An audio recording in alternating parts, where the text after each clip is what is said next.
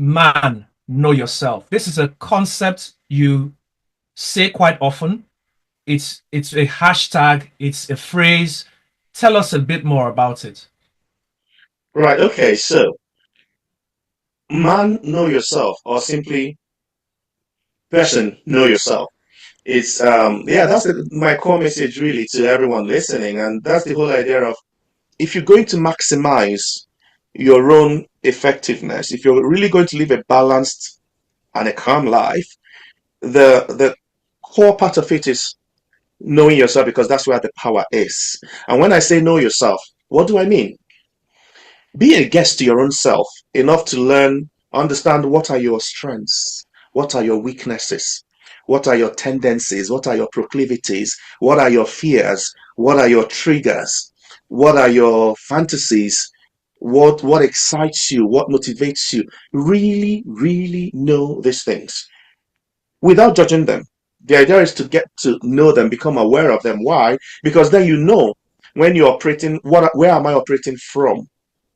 In other words, someone says something and I feel something and then react from that feeling. Why? So am I coming from what was said? Was it a trigger? Which of my triggers?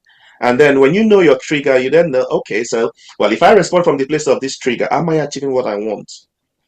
You can now move on to choose what part you want to respond with. By knowing these things, you can start to play to your strengths while you nurture your weaknesses, for example, where you become aware of your fears. You're not scared of your fears. You're not scared of your feelings.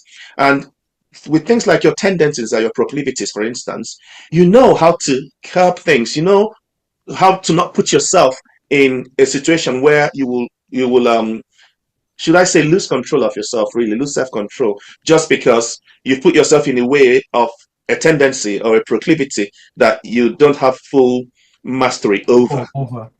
Okay, so it's know yourself really is the concept of being very, very, very, very respectful of yourself enough to know you. Your power and your autonomy lies in understanding who you are. Many times when I ask clients or people to just pay attention to your inner chatter without judging it, just listen to yourself, how you talk to yourself at different times. They do get very surprised at what they find out. And this is part of that journey. This is part of that work. To summarize, you want to take your power back? Know yourself. Spend time knowing you.